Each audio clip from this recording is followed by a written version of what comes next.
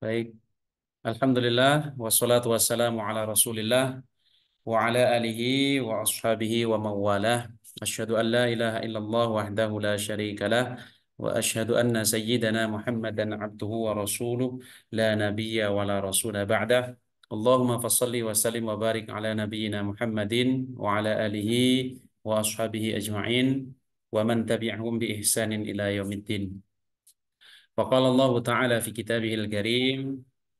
أعوذ بالله من الشيطان الرجيم بسم الله الرحمن الرحيم قالوا سبحانك لا علم لنا إلا ما علمتنا إنك أنت العليم الحكيم وقال أيضا قال رب اشرح لي صدري ويسر لي أمري واحلل عقدة من لساني يفقه قولي واجعل لي وزيرا من أهلي. lanjut. وقال النبي صلى الله عليه وسلم من سلك طريقا يلتمس فيه علما سهل الله له طريقا إلى الجنة. وقال أيضا في حديث آخر اطلبوا العلم من المهدي إلى اللهدي. صدق الله العظيم وصدق رسوله النبي الكريم ونحن على ذلك من الشاهدين والشاكرين والحمد لله رب العالمين. Yang terhormat Ibu Restia Gustiana selaku dosen pengampu serta rekan-rekan mahasiswa yang berbahagia. Puji dan syukur kita sampaikan, kita panjatkan kehadirat Allah Subhanahu wa taala atas limpahan nikmat dan karunia-Nya yang masih Allah amanahkan kepada kita. Nikmat sehat, nikmat sempat, nikmat iman Islam yang mudah-mudahan bisa kita jaga dengan sebaik-baiknya sehingga sesuai dengan firman Allah Ta'ala, janganlah sekali-kali kalian mati kecuali dalam keadaan muslim, wala tamutunna illa wa antum muslimun.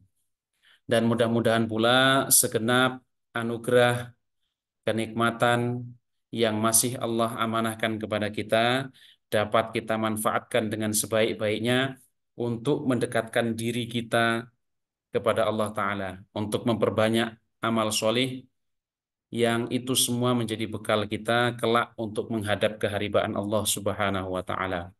Hari ini banyak saudara-saudara kita yang terbaring di rumah sakit. Banyak di antara saudara-saudara kita yang karena kesibukannya tidak memiliki waktu yang luang untuk menuntut ilmu. Sementara kita diberikan waktu yang luang, diberikan kesempatan yang cukup, diberikan fasilitas yang memadai oleh Allah Ta'ala, karena hakikatnya semua ini adalah titipan dan anugerah dari Allah Ta'ala. Adapun yang lain-lain itu hanyalah wasilah atau perantara saja. Itu artinya kita berada dalam kondisi yang baik, yang harus kita syukuri bersama dan kita manfaatkan sebaik-baiknya kesempatan ini untuk menambah ilmu, pengetahuan, dan wawasan. Yang mudah-mudahan dengan cara itu kita tergolong orang-orang yang menggunakan waktu yang tersedia untuk kemudian mensyukuri kenikmatan Allah. Karena dikatakan dalam firman-Nya, wa qalilum min ibadiyasy syakur, bahwa sedikit di antara hamba-hamba Allah Ta'ala yang mau bersyukur. Oleh karena itu, ketika kita mensyukuri kenikmatan Allah, sesungguhnya kita termasuk orang yang istimewa. Karena tidak banyak yang mau mensyukuri kenikmatan Allah, karena seringkali ketika mendapatkan kenikmatan, banyak di antara kita yang kemudian lupa, yang kemudian tidak ingat bahwa hakikat dari kenikmatan itu tiada lain adalah anugerah dari Allah Ta'ala. Kalau sudah tiada, baru terasa. Begitu kata lagu. Dan itu sebetulnya dalam sekali maknanya, rekan-rekan yang berbahagia, bahwa kenikmatan apapun itu baru kita rasakan manfaatnya yang luar biasa kalau sudah tiada. Ketika kita sehat, kita merasa bahwa kesehatan ini adalah satu hal yang biasa-biasa saja karena orang lain orang-orang yang berada di sekitar kita juga merasakan kenikmatan yang sama, yaitu nikmat sehat. Tapi ketika kita kemudian diuji dengan rasa sakit, barulah terasa bahwa ternyata sehat yang kita rasakan itu adalah satu anugerah yang luar biasa. Ketika kemudian kita diberikan waktu yang longgar, seringkali kita merasa bahwa ini adalah hal yang biasa karena juga kita sering mendapatkan kenikmatan yang sama. Tapi ketika kita sudah diuji dengan kesibukan yang luar biasa, kemudian akhirnya kita menjadi stres dan seterusnya, barulah kita menyadari betapa kemudian nikmat waktu, nikmat luang itu adalah satu anugerah yang luar biasa. Oleh karena itu, sebelum kenikmatan-kenikmatan itu Allah cabut untuk sementara ataupun selamanya dari kehidupan kita, mari sama-sama kita syukuri, kita gunakan, kita maksimalkan dengan sebaik-baiknya untuk menambah amal kebaikan dan amal solih bagi kita semua. Sholawat beriringkan salam, semoga senantiasa tetap tercurah limpahkan kepada junjungan alam Nabi besar Muhammad sallallahu alaihi wasallam. Allahumma salli ala sayyidina Muhammad wa ala ali sayyidina Muhammad, kepada para sahabatnya, para istrinya, pengikutnya sampai akhir zaman. Yang mudah-mudahan kita semua kelak diakui oleh baginda Rasulullah Shallallahu Alaihi Wasallam sebagai umatnya dan berhak atas syafaatnya di yaumil qiyamah nanti. Yang kita semuanya menyadari dan memahami bahwa Rasulullah Shallallahu Alaihi Wasallam itu adalah sosok panutan bagi kita semua, yang kalau kita mengidolakan seseorang, kita harus fair bahwa orang yang kita idolakan itu memiliki kelebihan tetapi juga memiliki banyak kekurangan. Adapun Rasulullah Shallallahu Alaihi Wasallam digambarkan dalam sebuah syair bahwa beliau itu adalah basyarun lakal basyari, bal huwa kal yaquti bainal hajari. Bahwa Rasulullah itu manusia tetapi tidak seperti manusia pada umumnya. Beliau makan, minum, tidur sebagaimana kita, tetapi akhlak dan kepribadiannya, pola pikirnya,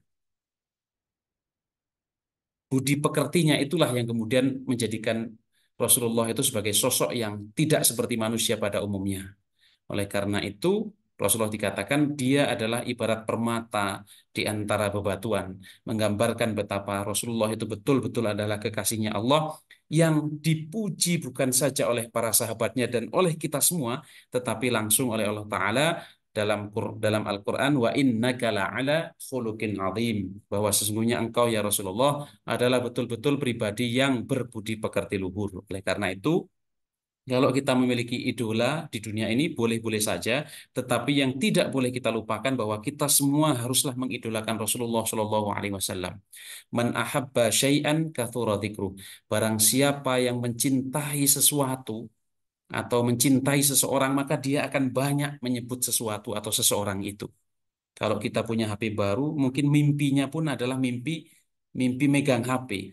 Oleh karena itu, semakin besar rasa cinta kita kepada baginda Rasulullah, semakin sering kita menyebut namanya, bersolawat kepadanya, membaca sirah nabawiyah atau sejarah kenabiannya, mempelajari sunnah-sunnahnya, dan seterusnya, yang mudah-mudahan seluruh kehidupan kita ini adalah sebuah perjalanan panjang untuk mengikuti apa yang dahulu dicontohkan oleh baginda Rasulullah Shallallahu Alaihi Wasallam. Termasuk apa yang kita laksanakan di sore hari ini adalah bagian dari ikhtiar kita untuk melestarikan tradisi kenabian dalam bidang keilmuan, di mana sebagaimana hadis yang saya bacakan di awal, bahwa perintah menuntut ilmu, sering saya sampaikan, itu adalah perintah yang sifatnya terus-menerus, never ending, tidak ada habisnya kecuali kita semuanya sudah habis kontrak kehidupan kita di dunia. Itu artinya kewajiban untuk menuntut ilmu juga sudah paripurna. Sepanjang kita masih diberikan kesempatan hidup, maka sesungguhnya melekat kewajiban bagi kita untuk terus belajar, mengkaji, berdiskusi, menimba ilmu, membaca, menganalisis, bertafakur, bertadabbur, dan lain sebagainya, yang dengan cara itu menjadi pembeda antara kita sebagai makhluk Allah yang mulia dengan makhluk-makhluk yang lain. Teman-teman yang berbahagia, di awal perkuliahan ini juga perlu saya sampaikan bagi kawan-kawan yang ingin menunaikan sholat asar, silahkan di off kameranya terlebih dahulu, dilanjutkan sholat asarnya supaya bisa sholat asar di awal waktu. Berikutnya yang ingin saya sampaikan, teman-teman semua, Alhamdulillah, di sore hari ini kita telah sampai di pertemuan kita terakhir ya, di pertemuan yang ke-8. Kalau saya katakan tidak terasa sudah sampai pertemuan terakhir, saya kira tidak demikian juga ya teman-teman ya. Artinya ini adalah sebuah proses yang lumayan panjang kita lalui bersama dari awal kita saling mengenal, kemudian di pertemuan-pertemuan berikutnya kita isi dengan diskusi, bermain kuis, kemudian saya minta di antara kawan-kawan untuk membaca slide yang sudah saya siapkan, kemudian kita bertukar pikiran, kemudian juga saya memotivasi kawan-kawan untuk mengkaji lebih jauh lagi, tidak terhenti dengan perkuliahan kita ini yang tentu saja secara waktu juga sangat terbatas dan kemudian tidak tidak banyak begitu ya. Tetapi yang lebih penting dari itu bagaimana kemudian teman-teman memiliki semangat dari insight-insight baru yang telah teman-teman dapatkan untuk mengkaji, untuk menggali, untuk memperkaya lebih banyak lagi, sehingga kemudian ilmu yang teman-teman dapatkan betul-betul ilmu yang bermanfaat, ilmu yang memang sempurna begitu ya, yang betul-betul paripurna, tidak setengah-setengah, yang mudah-mudahan saya selalu mendoakan teman-teman selalu mendapatkan ilmu yang bermanfaat. Namun demikian kita perlu menyadari dan memahami bahwa segenap ilmu yang ada di dunia ini sebetulnya hanyalah percikan saja ya dari ilmu Allah yang amat luas. Oleh karena itu kita tidak boleh sombong, kita harus selalu memohon kepada Allah Ta'ala untuk diberikan tambahan ilmu. Makanya biasa doa yang kita panjatkan, Robbi zidni ilma atau Robbana zidna ilma. Ya Allah, tambahkanlah ilmu yang bermanfaat kepada kami. Itu menggambarkan bahwa kita sebagai manusia, bagaimanapun ceritanya, seorang profesor sekalipun guru besar, tetaplah ilmu yang dimiliki itu hakikatnya adalah sedikit. Oleh karena itu harus selalu mengkaji, menggali, meminta kepada Allah akan keberkahan ilmu, tambahan ilmu, dan lain sebagainya. Karena Allah katakan dalam firman-Nya, "Wa ma utitum minal ilmi illa qalila." Dan tidaklah kalian itu, kata Allah Ta'ala, diberikan ilmu kecuali hanyalah sedikit. Oleh karena itu luasnya ilmu Allah Ta'ala itu adalah gambaran tentang betapa agungnya Allah Ta'ala yang karenanya kita harus selalu meminta petunjuk hidayah pertolongan kepada Allah Ta'ala. Kemudian teman-teman semua sudah banyak materi yang kita diskusikan bersama terkait dengan studi fatwa ini.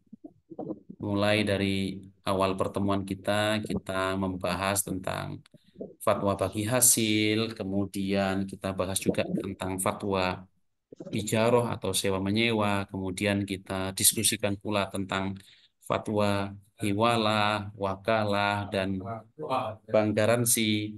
Kemudian kita juga bicarakan bersama tentang fatwa letter of credit impor dan ekspor syariah. Kemudian di pertemuan kelima kita sudah membahas pula tentang pasar modal syariah, dilanjutkan dengan pasar uang dan penerapannya. Kemudian terakhir kita membahas pula tentang fatwa wakaf ya, di mana kemudian wakaf ini secara potensi luar biasa di negara kita ini, tetapi secara implementasi kemarin sudah kita diskusikan bersama menjadi tantangan dan peluang bagi kita semua untuk mengembangkan perwakafan di Indonesia. Karena wakaf harus menjangkau sesuatu yang lebih bermanfaat untuk umat, bukan semata-mata untuk kepentingan masjid, madrasah, pesantren, dan lain sebagainya. Itu penting, tetapi harus dikembangkan lebih jauh lagi dengan inovasi-inovasi yang tentu saja tidak melampaui batasan-batasan atau koridor-koridor syariah sebagaimana yang teman-teman kaji selama ini di program studi teman-teman semua. Oke. Kemudian teman-teman semua di kesempatan sore hari ini, di pertemuan terakhir kita ini kurang lebih 1 jam ke depan, kita akan sama-sama membahas dan mendiskusikan tentang fatwa pegadaian syariah atau yang dibahasakan dalam fatwa MUI nomor 25 garis miring DSN strip MUI garis miring 3 Romawi garis miring 2002 itu hanya disebut tentang rohen. Ya, rohen itu berarti maksudnya adalah gadai. Dan karena konteksnya ini adalah syariah, maka tidak berlebihan kalau kemudian kita mendefinisikan rohan secara bahasa itu adalah gadai syariah gitu ya. Ya meskipun sebetulnya gadai itu ya harusnya ya sesuai dengan syariah, tetapi kenyataannya memang di masyarakat kita itu berbeda-beda teknis dan implementasinya yang kadangkala banyak di antara masyarakat itu yang membenarkan sesuatu yang sudah biasa. Idealnya kita itu kan membiasakan yang benar, bukan membenarkan yang biasa. Misalnya, kalau dalam suatu pertemuan itu orang berdebat, tidak minta izin langsung istilahnya masuk ke pembicaraan begitu saja atau nyerobot omongan dan lain sebagainya karena biasa seperti itu akhirnya yang terjadi adalah pemakluman. Jadi membenarkan yang biasa. Padahal semestinya kita harus membiasakan yang benar. Ketika ada yang berbicara berarti kalau dalam forum Zoom harus raise hand terlebih dahulu atau menulis di kolom chat. Kalau dalam kondisi diskusi tatap muka langsung atau offline berarti angkat tangan minta izin dan lain sebagainya, tidak saling saling menyerobot dan lain sebagainya yang di situ kemudian jauh dari etika-etika komunikasi dalam konteks perkumpulan tertentu misalnya. Nah, jadi yang tepat itu adalah membiasakan yang benar, bukan membenarkan yang biasa. Misalnya di komunitas tertentu atau di masyarakat tertentu orang biasa sholat subuhnya itu misalnya terlambat, misalnya. Padahal jam 6 itu sudah terbit matahari, biasa sholat subuh misalnya jam 6 lewat 10. Tapi karena biasa dilakukan yang terjadi kemudian pemakluman dan lain sebagainya. Akhirnya logika berikutnya adalah membenarkan sesuatu yang sudah biasa, padahal yang biasa itu ternyata menabrak aturan syariat, sehingga harus disesuaikan, harus diingatkan, harus didakwai. Karena yang ideal adalah membiasakan yang benar, begitu ya, sesuai dengan aturan dan seterusnya. Oke.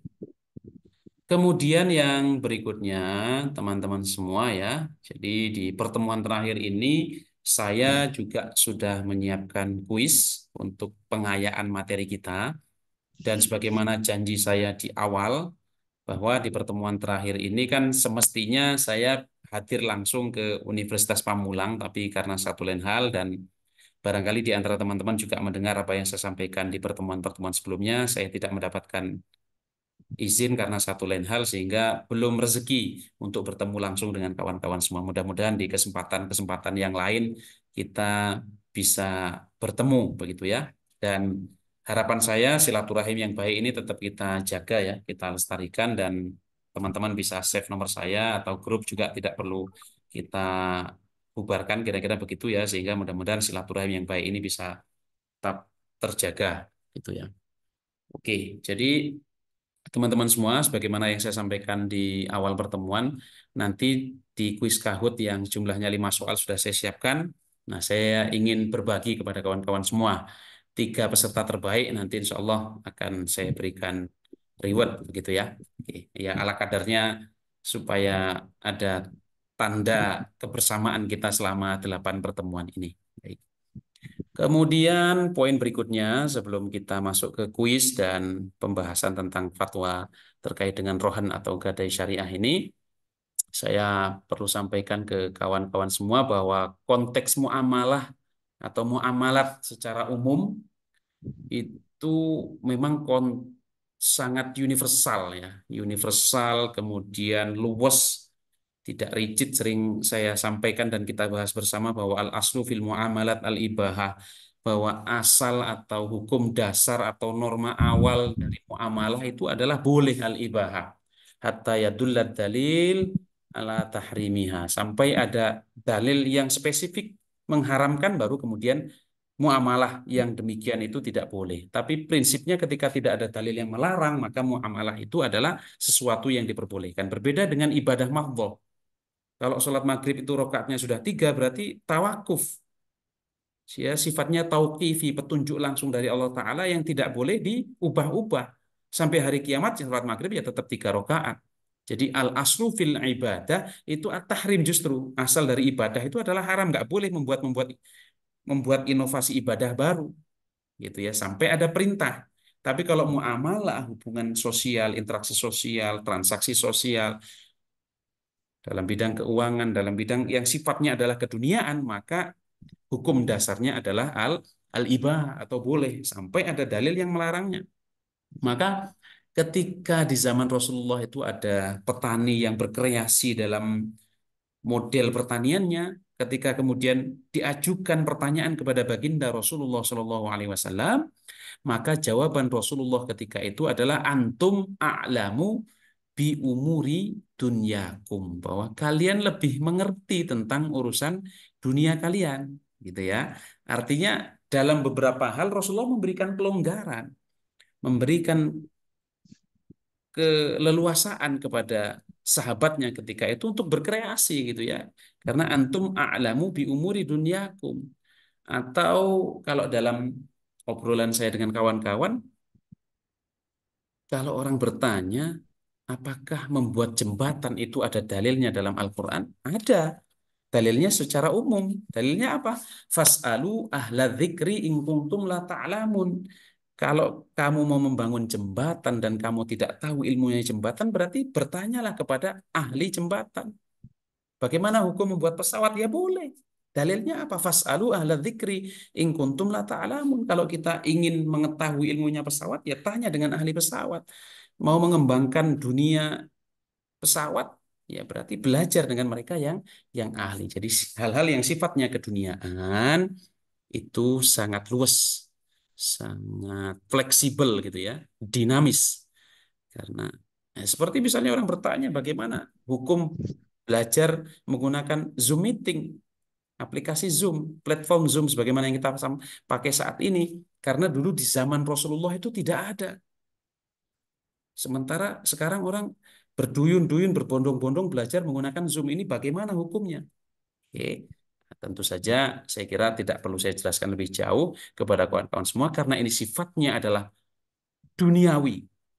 Hal-hal yang sifatnya itu adalah muamalah, maka tidak ada masalah, gitu ya. Tetapi ya semuanya itu ibarat pisau bermata dua. Kalau zoomnya digunakan untuk kepentingan akademik, belajar, diskusi, kemudian pengabdian masyarakat, penelitian dan sebagainya, saya kira itu adalah satu hal yang luar biasa, yang tentu saja Islam sangat membolehkan dan mengapresiasinya. Tapi manakala digunakan untuk hal-hal yang kontraproduktif, misalnya untuk mengatur misalnya terjadinya kejahatan tertentu dan lain sebagainya. Tentu saja itu yang saya maksud dengan pisau bermata dua tadi. Oke, baik, kawan-kawan semua.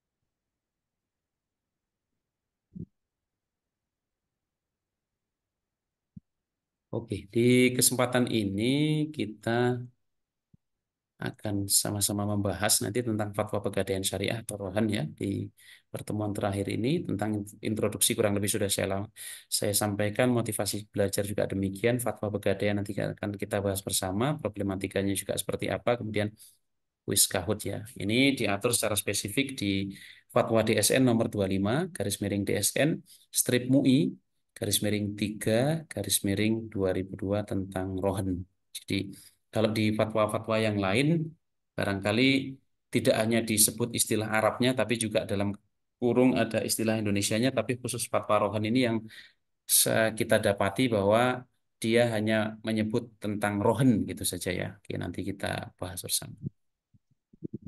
Oke, sebelum kita masuk terkait dengan fatwa dan nanti kuis untuk teman-teman semua ya.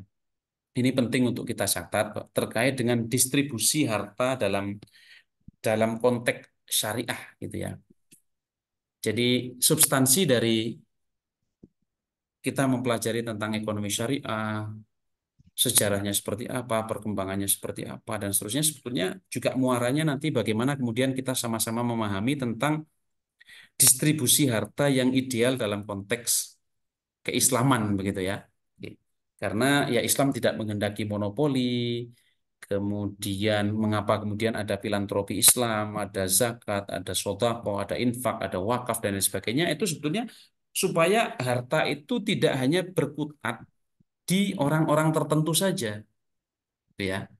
Jadi tujuannya supaya kemudian harta atau uang atau finansial itu dia menjadi merata, tidak hanya terkonsentrasi di pihak tertentu. Sehingga kemudian ya, Islam melarang monopoli, melarang kemudian menimbun barang-barang tertentu yang niatnya adalah dijual nanti ketika sudah langka dan lain sebagainya. Tidak demikian ya. Ya, kita lihat misalnya ayatnya A'udzu billahi minasyaitonir rajim. Ma afa Allahu ala rasulihi min ahlil qura falillahi walir rasul walidil qurba wal yatama wal masakin wa ibnis sabil kaila yakuna dulatam bainal aghniya'i minkum. Oke. Jadi titik poinnya di sini ya kawan-kawan semua ya. Bahwa ayat ini berbicara tentang rampasan perang, tetapi sebetulnya substansi dari bagian yang saya tandai ini substansinya bisa berlaku lebih makro dan universal ya.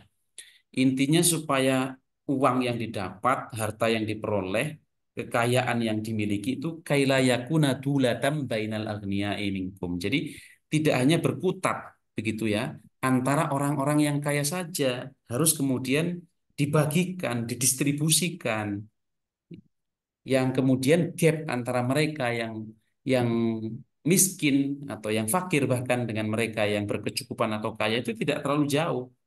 Gitu. Oke, kita lihat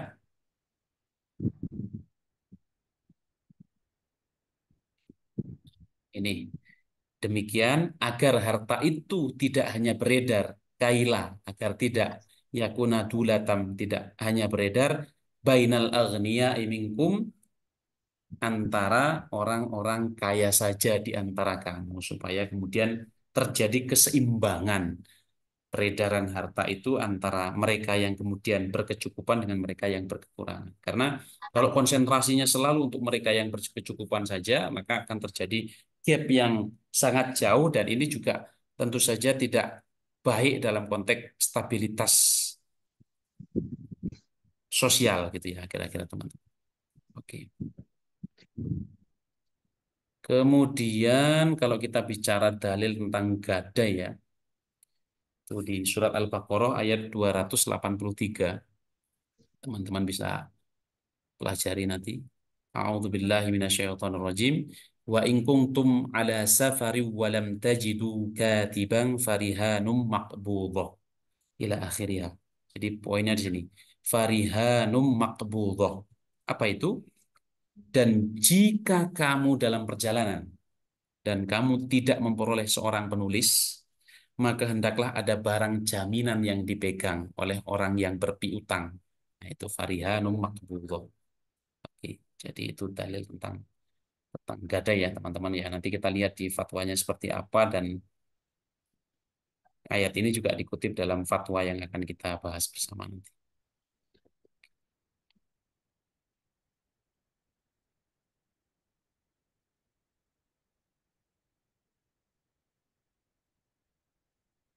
Oke, baik. Selanjutnya sebelum saya teruskan, saya ingin dengar nih suara teman-teman ya, karena ini juga pertemuan terakhir.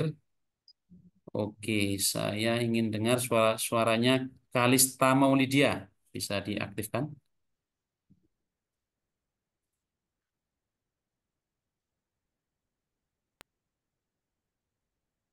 Bisa di-unmute, Mbak Kalista? Iya, Pak. Oke, di open ya kameranya. Mbak Kalista asalnya dari mana? Dari Garut, Pak. Oh ya, dari Garut. Baik. Kalau Mbak Kalista mendengar kata-kata gadai, apa yang terbersit di benaknya Mbak Kalista?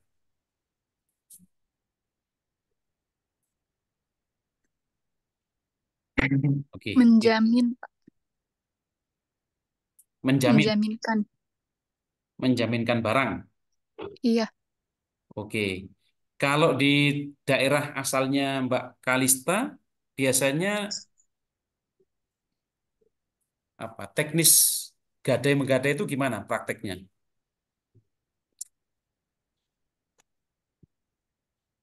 Misalnya orang punya kepentingan apa, kemudian menggadaikan apa, dan sistemnya seperti apa. Nah, kita lihat praktek di lapangannya ini.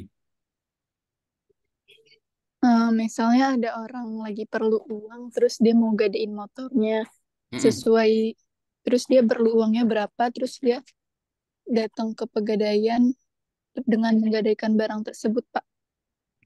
Oke, itu kan kalau konteksnya ke pegadaian ya. Ini kalau misalnya antar antar warga masyarakat misalnya, pernah nggak Mbak Kalista mungkin tahu atau menganalisis atau kemudian mendengar gitu?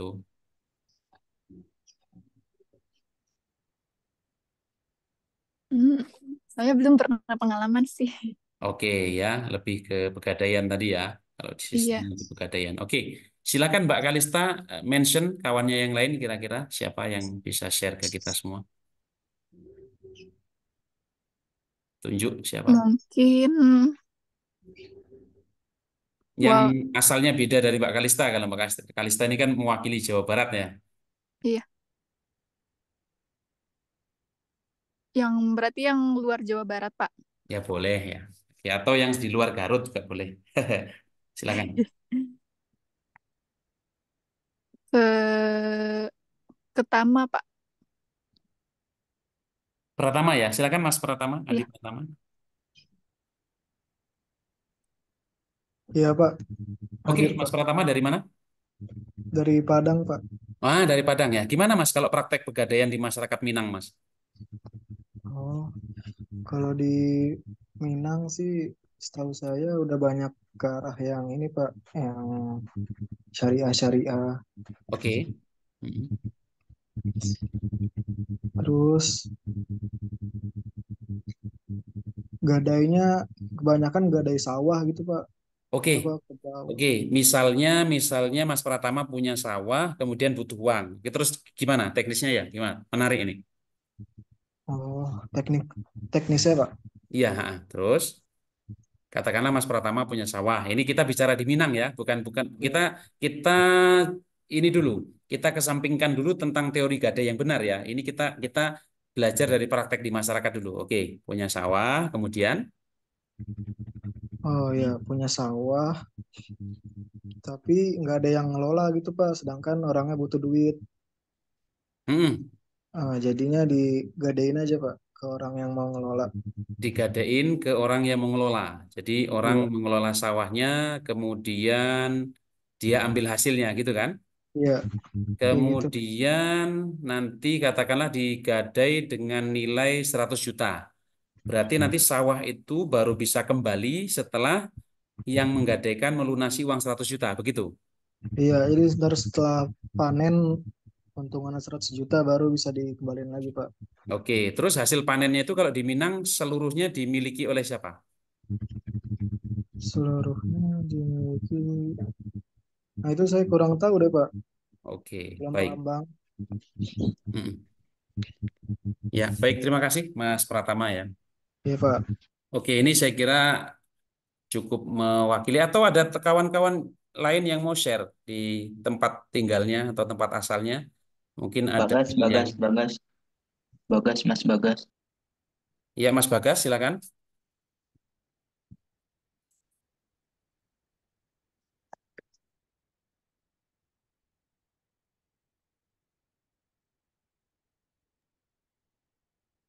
Kenapa, Pak? Ya, Mas Bagas dari mana, Mas? Dari Bekasi, Pak. Oh ya, Bekasi. Oh gimana kalau di masyarakat Bekasi ada nggak yang unik dari model gadainya, Mas? Kalau yang buat di masyarakat sih kurang tahu sih, Pak. Oh gitu ya, karena cenderung sudah masyarakat di perkotaan ya, gitu ya. Kalau di Bekasi ya. Oke, Mas Rido Alamsyah.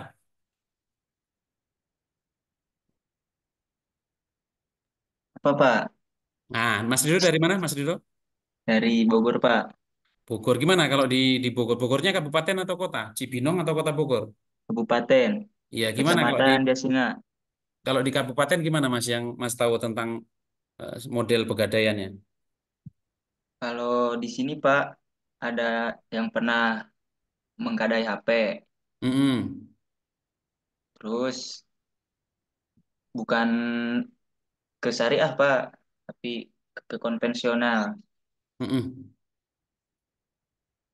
Menggadai HP Oke. 500.000, Mm-mm. dikenakan adminnya 120 Pak. Mm-mm. Admin ya bahasanya ya. Iya Pak. Oke, terus baru kemudian dia harus kembalikan uang 625 kalau mau HP-nya kembali kan itu ya. Iya Pak, bener Pak. Oke, gitu ya modelnya ya, orang kepepet ya. Baik. Ada lagi yang mau di-share, Mas Ridho? Cukup? Cukup Pak. Itu aja Baik, Pak. terima kasih ya kawan-kawan semua ya. Nanti sambil kita pelan-pelan kita pelajari bersama tentang fatwa Pak, MUI. saya mau tanya, Pak. Mas Noval ya, silakan. Ya, Pak. Kalau misalnya punya akun Gojek, terus itu bisa digadain nggak sih, Pak? Oh, akun akun Gojek ya. Hmm, Iya, oke, baik. Jadi ya sebetulnya kan kalau gadai itu kan dia sifatnya itu adalah untuk jaminan ya. Jadi iya, Pak. kalau orang meminjam ke saya, kemudian saya tidak begitu dekat dengan orang tersebut, ya ya mungkin saya mau ngasih tapi nggak sesuai dengan permintaan dia. Misalnya dia meminjam 10 juta, mungkin saya bisa minjami hanya 1 juta kan. Saya juga memikirkan manajemen resiko kan gitu, kira-kira begitu. Kemudian dia menjaminkan sesuatu yang berharga kepada saya yang nilainya barangkali melebihi dari uang yang dia pinjam. Nah, itu namanya kan rihanum makbudoh tadi. Ada ada sesuatu yang dijaminkan begitu ya. Oke, dan jaminan itu memang ya kalau zaman dulu tentu saja sesuatu yang nampak begitu ya, yang bergerak, baik yang bergerak maupun yang tidak bergerak ya. Kalau tidak bergerak misalnya tanah, sawah dan sebagainya. Kalau yang bergerak misalnya kendaraan, uang dan seterusnya, atau logam mulia dan seterusnya, bisa saja kan. Nah, ini pertanyaannya kalau kalau sifatnya akun Gojek begitu ya. Iya, Pak. Kemudian kalau misalnya akun Gojek itu dijaminkan masih bisa dimanfaatkan nggak oleh yang bersangkutan?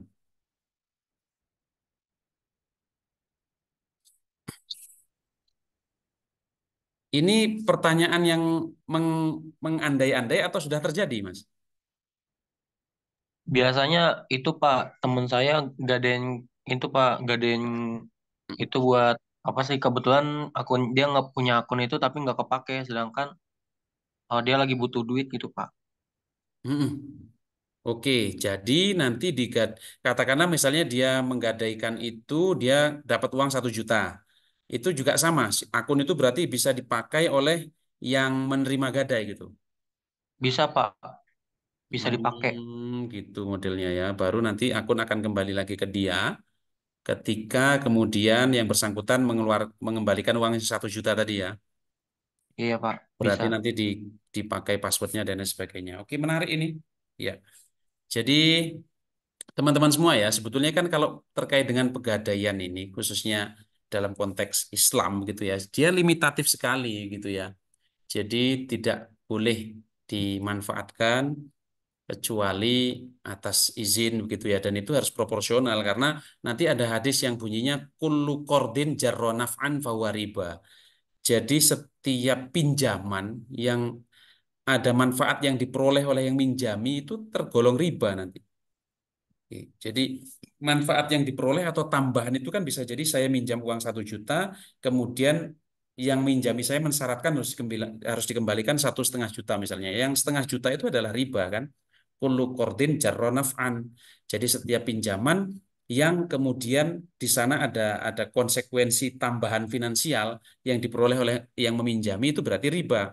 Tapi kalau saya minjam 1 juta, kemudian saya kembalikan atas kerelaan hati saya, tidak ada syarat yang kemudian diperjanjikan di awal, saya nambahi 100 ribu, 200 ribu, atau bahkan saya kembalikan 2 juta dengan keikhlasan saya karena merasa saya ketika itu terjepit sekali, terhimpit sekali, sangat terbantu, kemudian saya kembalikan, nggak masalah.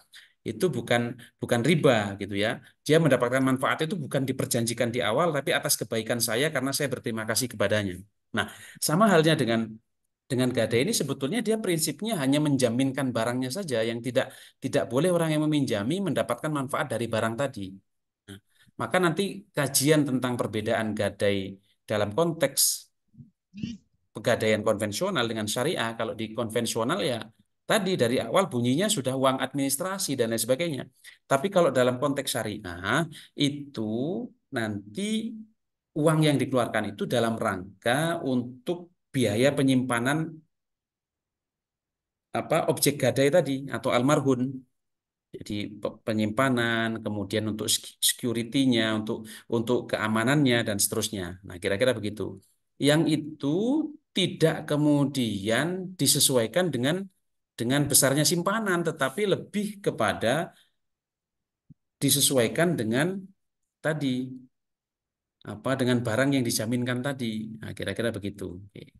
Jadi kalau terkait dengan akun Gojek tadi, sebetulnya kalau kalau saya pribadi ya, pendapat saya pribadi itu Allah alam barangkali ada pendapat yang lain ya, sebetulnya ya tidak diperkenankan seperti itu gitu ya, karena dia berarti mendapatkan manfaat dari gadai tadi gitu ya. Sementara gadai itu prinsipnya tidak boleh ada manfaat yang diperoleh oleh oleh penerima gadai atau yang meminjami uang tadi gitu ya, karena nanti masuk dalam kategori kullu qardin jarra naf'an fahuwa riba gitu ya. Nah, tapi lebih jauh nanti akan kita bahas bersama dan barangkali pendapat saya tidak tepat ya, nanti akan saya sampaikan di grup ya sambil saya kaji lagi, dan ini menarik saya kira pertanyaannya tadi. Oke. Baik. Jadi teman-teman semua ya, tadi di awal sudah sempat saya sampaikan bahwa di masyarakat kita juga begitu ya. Jadi banyak yang kemudian tidak paham atau menganggap itu adalah sesuatu yang wajar gitu ya. Ya kan dia dapat uangnya, bisa dapat pinjaman, sementara orang yang minjami bisa memanfaatkan objek gadainya gitu ya, atau barang yang dijadikan jaminan tadi gitu ya. Tapi ya itulah tadi bahwa Islam itu kemudian memberikan batasan-batasan yang tujuannya supaya tidak ada eksploitasi. Bahwa prinsipnya orang yang meminjam itu kan berarti dia butuh, dan sebetulnya tanpa jaminan pun kalau kita memang memiliki kemampuan, siapa saja harus kita bantu. Tapi memang tidak menutup kemungkinan karena kita tidak bisa memastikan orang itu akan mengembalikan ke kita, sehingga adanya jaminan itu untuk menguatkan kita, yang kalau dia tidak mampu membayar sesuai dengan tempo waktu yang dia janjikan, berarti kita bisa menjual objek gadai tersebut yang kemudian kalau memang mencukupi untuk melunasi hutangnya, ya berarti ya sudah nggak ada masalah. Tapi kalau misalnya ada lebihnya, harus tetap dikembalikan kepada pihak yang menggadaikan barang tadi. Nah, kira-kira begitu ya. Oke. Baik, sebelum kita lihat di fatwanya, saya ajak teman-teman untuk bermain kuis Kahoot terlebih dahulu ya. Silakan disiapkan device-nya. Oke, dan ini sebagaimana yang saya janjikan ya, nanti 3 peserta terbaik insya Allah akan saya berikan reward ya. Oke, berikan reward ya nanti.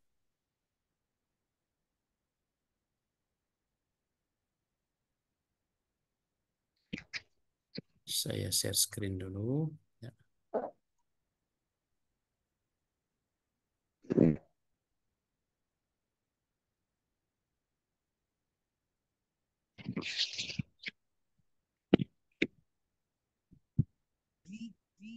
Ya, mulai ya. Silakan teman-teman. Tuh, pinnya sudah on the way. 1406199.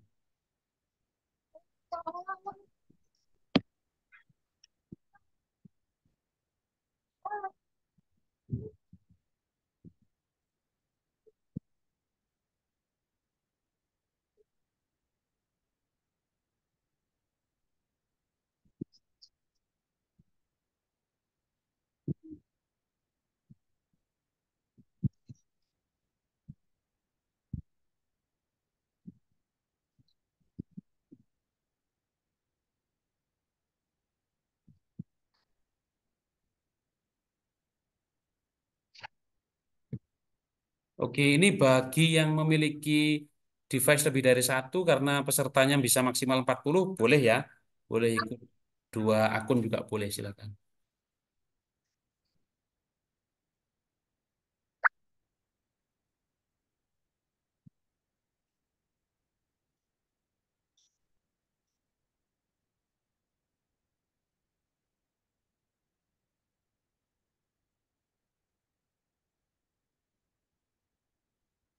Oke, sambil kita nunggu yang lain ya, teman-teman ya.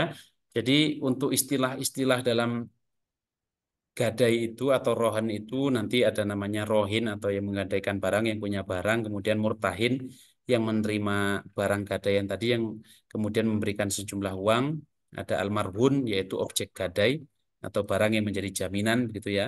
Kemudian ada sigot yaitu perjanjian antara rohin dengan murtahin ya. Oke, tadi sudah sempat saya sampaikan dan barangkali nanti muncul di soal ya, bahwa ketika orang yang meminjam uang itu tidak bisa mau mengembalikan pinjamannya dalam tempo waktu tertentu, maka nanti objek gadai itu bisa dilelang yang tentu saja harus sesuai dengan prinsip syariah begitu ya. Kalau ada lebihnya maka dikembalikan kepada pemilik pemilik barang, yang kalau ada kurangnya berarti tetap menjadi hutang dari pemilik barang tersebut. Misalnya dia hutang 10 juta, motornya dijual hanya laku 9 juta begitu ya. Berarti ya dia tetap harus melunasi kekurangannya gitu ya. Dulu.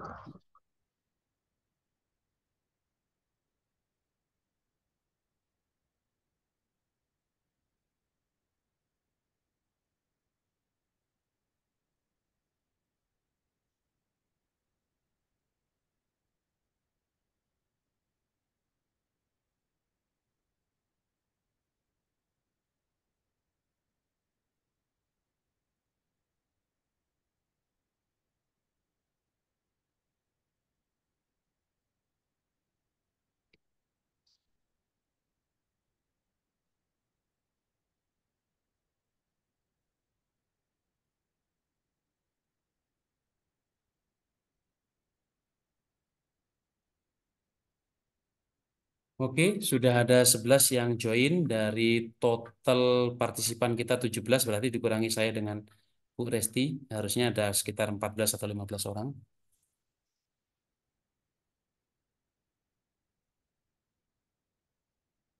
Oke, nanti di 16 lewat 14 ya, kita mulai ya. Masih kita sisakan waktu 2 menit ke depan. Sudah ada Mas Muhammad Ja'far, kita, Ahmad Khairul, Ridho Aja, Naufal, Dila, Bagas, Naswa, Kalista, Yusuf, Sasa, sama Zia. Ada Kalista juga. Oke, ada 12 orang yang sudah join. Masih kita tunggu ya teman-teman semua. Ini nanti soalnya ada 5 dan sebagaimana kaut-kaut yang sebelumnya ya teman-teman semua ya. Kalau memang sudah yakin segera tentukan pilihan karena akan menentukan skor, dan kalaupun tidak yakin ya tetap dijawab gitu ya karena tidak ada pengurangan nilai sebagaimana ketika teman-teman mengikuti olimpiade begitu ya.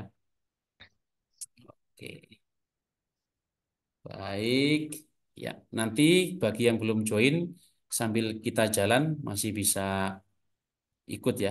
Yang penting pin gamenya nanti masih terpampang ya di 140 6199. Baik, bismillah kita mulai.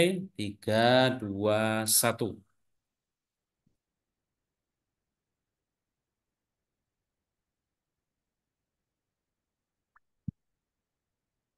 Soal pertama, umat Islam sepakat atau ijma antar ulama bahwa secara garis besar akad rohen atau gadai atau penjaminan utang itu apakah diharamkan, diwajibkan, atau disunnahkan, atau diperbolehkan.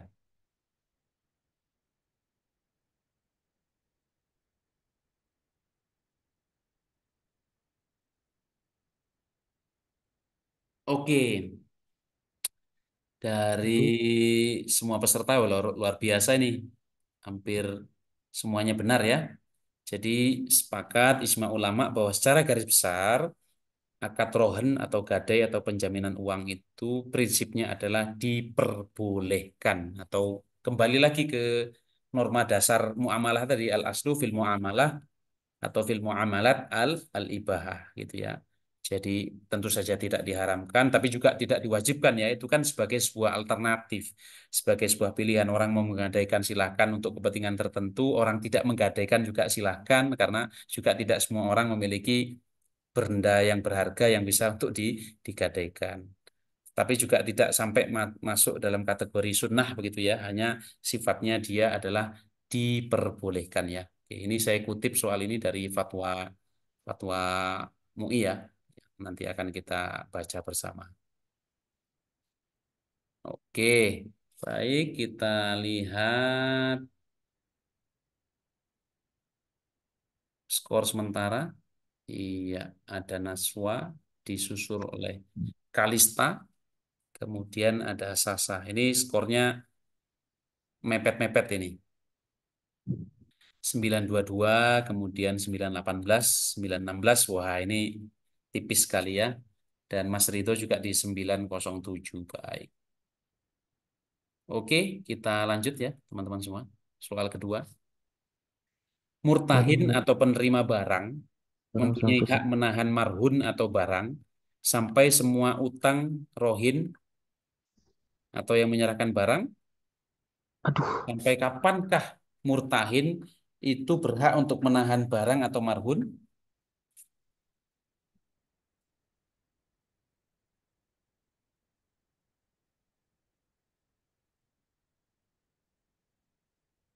Baik. Ya, kawan-kawan semua ya. Jadi saya sempat jelaskan di awal tadi bahwa murtahin itu adalah orang yang menerima gadai ya, menerima barang. Kemudian rohin berarti yang menyerahkan barang atau yang menggadaikan barangnya. Kemudian marhun itu adalah barang. Nah, orang yang menerima barang gadaian itu dia memiliki hak untuk menahan marhun atau barang gadaian sampai semua hutang rohin itu dilunasi. Jadi kalau utangnya 10 juta baru dibayar 7 juta, dia masih berhak untuk menahan. Tapi batasan dia menahan barang yang digadaikan atau marhun itu apabila sudah sampai dilunasinya hutang rohin atau yang menyerahkan barang tadi. Oke. Jadi kalau utangnya baru dicicil, ya masih berhak untuk ditahan. Dia masih berhak untuk menahan. Baru dibayar separuhnya, masih berhak untuk menahan. Dibayar sebagian besarnya juga masih berhak untuk menahan barang. Oke. Tapi kalau sudah dilunasi berarti tidak ada hak lagi bagi murtahin, bagi penerima barang untuk kemudian menahan marhun atau barang gadaian. Oke. Saya salah baca, Pak. Gimana? Salah baca. Kirain dibayar sepenuhnya, taunya separuhnya. Oh iya. Oke, oke, oke. Baik, iya. Oke, masih ada kesempatan. Baik. Iya, ada pergantian posisi ya, kita teman-teman ya. Naswa di 1813, kemudian disusul kita 1801, dan di sini naik 4 posisi. Ahmad Khairul merupakan the, the highest climber ini kalau bahasa Inggrisnya ya, pendaki tertinggi ya, Ahmad Khairul. Oke, tapi mungkin posisinya mungkin masih di nomor 6 atau nomor 7 nih Mas Khairul. Oke, baik kawan-kawan semua, kita lanjut. Apabila rohin tetap tidak dapat melunasi utangnya, maka marhun dijual paksa atau dieksekusi lelang sesuai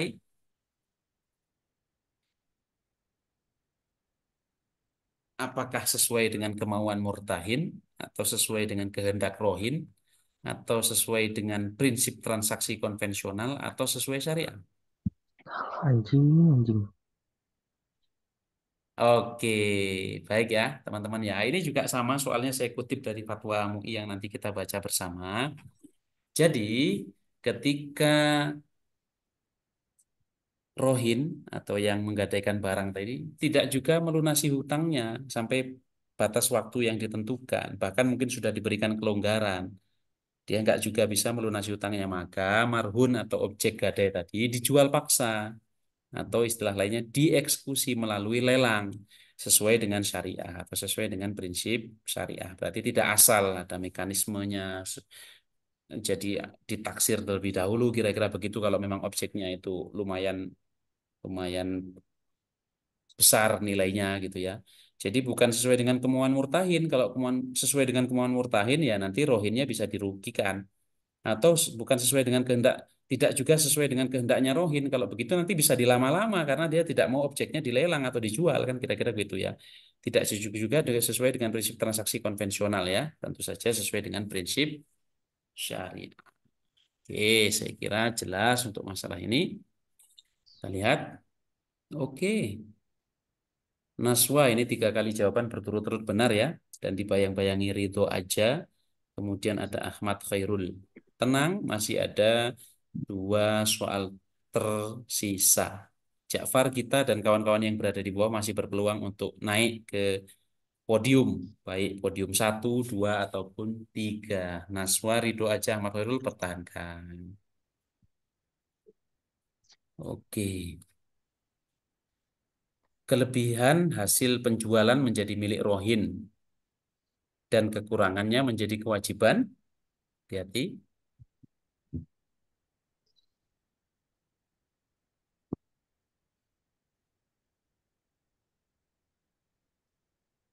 Oke, banyak yang menjawab murtahin ya. Jadi begini teman-teman ya, kalau orang tidak bisa melunasi, kemudian barangnya itu dijual, marhunnya itu dijual atau dieksekusi atau bahasa lainnya tadi dilelang. Kalau ternyata hutangnya 10 juta, pas dilelang dapat uang 15 juta. Berarti yang diambil oleh murtahin yang 10 jutanya, sisanya kelebihan dari hasil penjualan tadi menjadi milik rohin, menjadi pemilik barang, menjadi miliknya yang punya barang atau rohin tadi. Dan kekurangannya kalau pinjamannya 10 juta, kemudian marhunnya objek gadainya dijual sesuai dengan prinsip syariah hanya laku 8 juta. Berarti kan masih kurang, hutangnya 10. Lakunya 8 juta. Berarti yang hutang yang sudah tertutupi oleh penjualan marhun atau barang tadi hanya 8 jutanya. Masih kurang 2 juta. Kekurangan itu tetap menjadi kewajiban rohin atau kewajiban yang menggadaikan barangnya tadi. Oke ya. Karena bisa jadi barang itu kan fluktuatif ya, bisa naik, bisa turun gitu ya. Pas digadaikan mungkin masuk akal untuk menjadi jaminan atas hutang 10 juta masuk akal, tapi ketika pas jatuh tempo kemudian dilelang ternyata harga motor tertentu misalnya yang dijadikan jaminan lagi turun misalnya. Permintaannya lagi nggak tinggi otomatis turun. Sudah dijual dengan cara-cara yang patut ternyata di lebih kecil daripada nilai hutang. Maka kekurangannya itu tetap menjadi kewajiban rohin untuk melunasi. Oke. Baik, kita lihat. Wow, Naswa masih di atas, dibayang-bayangi kita, Rito. Naik 4 posisi, Dila. Dila merupakan the highest climber. Jadi naik 4 posisi. Oke, selamat ya, Dila. Dan kita sampai di pertanyaan terakhir. Konsentrasi kawan-kawan semua.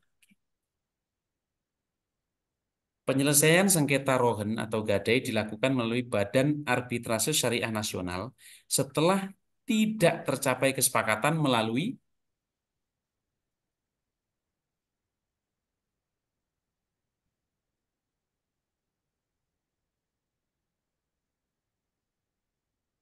Oke, baik ya teman-teman semua ya. Ini sama juga saya kutip dari Fatwa MUI nomor 25 tahun 2002 itu bahwa prinsipnya seluruh sengketa terkait dengan rohen dan banyak sengketa yang lain ya.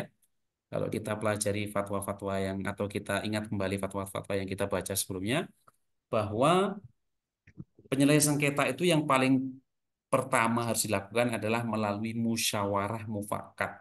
Jadi dilakukan musyawarah tentang penyelesaiannya seperti apa, kemudian disepakati nanti solusinya seperti apa. Baru kalau musyawarah itu sudah mentok, sudah deadlock, tidak lagi menemui jalan keluar, oke, baru diselesaikan melalui Badan Arbitrase Syariah Nasional atau Basarnas.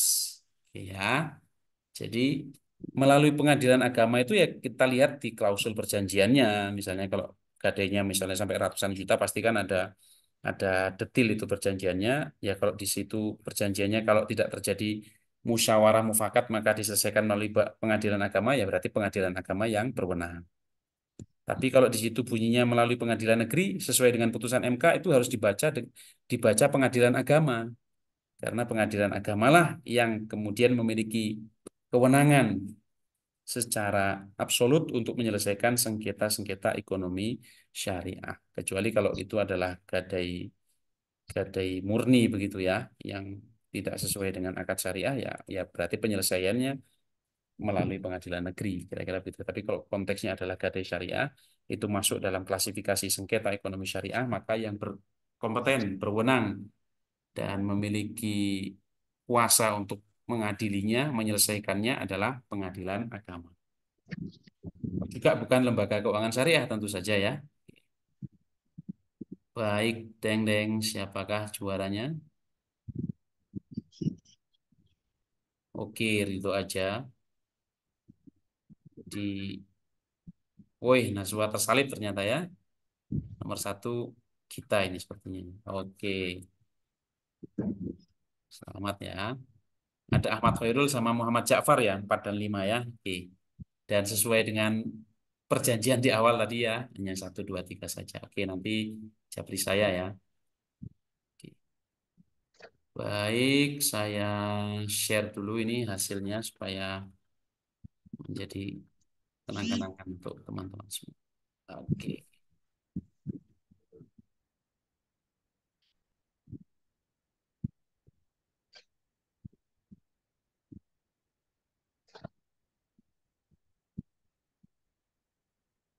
Baik, teman-teman semua, demikianlah perjalanan panjang kita bermain kuis Kahoot ya. Oke. Jadi dari beberapa kuis yang sudah kita siapkan dan ini adalah kuis yang terakhir. Selamat tadi untuk Mbak Ta, kemudian Mbak Naswa dan Mas Ridho ya tadi ya. Oke. Dan selamat juga untuk teman-teman yang lain, nggak ada masalah ya. Ini hanya belajar dan bagi yang tadi keliru jawabnya insya Allah tidak akan lupa lagi ke depannya begitu ya. Dan barangkali ada beberapa kawan yang hanya salah pencet saja. Maksudnya sudah benar gitu ya.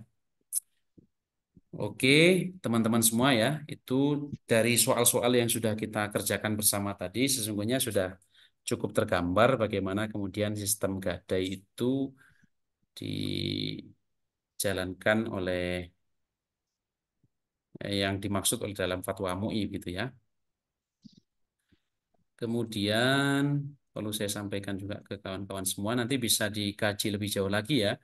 Kalau untuk pertemuan kita kali ini dengan space waktu yang tersisa kurang lebih setengah jam ke depan, kita spesifik membahas tentang rohen saja secara umum ya. Jadi fatwa MUI nomor 25 DSN MUI garis miring 3 Romawi garis miring 2002 tentang rohen. Nah, nanti untuk pengayaannya bisa teman-teman baca juga tentang rohen emas, kemudian rohen tasjili itu seperti apa, kemudian pembiayaan yang disertai dengan rohen atau at-tamwil al-mauthuk birrohen. Oke, nanti teman-teman bisa bisa download, bisa pelajari di websitenya MUI ya. Kira-kira begitu nanti. Adapun untuk pertemuan kita kali ini kita baca dan pelajari di fatwa dasarnya saja, rohan secara umum. Dan untuk dinamika, problematika dan prakteknya di masyarakat tadi yang saya sampaikan ya teman-teman semua ya. Kalau gadai secara umum dalam konteks hukum Indonesia mungkin ya yang di masyarakat nggak masalah. Tapi kalau kita kembali kepada prinsip syariah yang kafah, yang betul-betul syariah ya berarti harus kita tinjau ulang gitu ya. Artinya kalaupun kita kemudian terlibat dalam muamalah gadai, berarti yang harus kita pahami bahwa kalau orang menggadaikan sesuatu ke kita itu ya kita tidak boleh mendapatkan manfaat apa-apa, itu hanya sebagai jaminan atas uang yang kita pinjamkan kepada orang tersebut, gitu ya. Kalaupun nanti dimanfaatkan nanti ada batasannya. Kita lihat di hadis Rasulullah SAW. Oke, baik kita lanjutkan.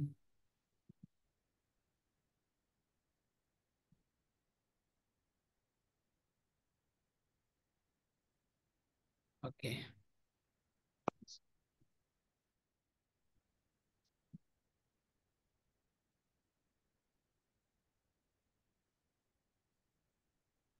Baik, teman-teman semua ya.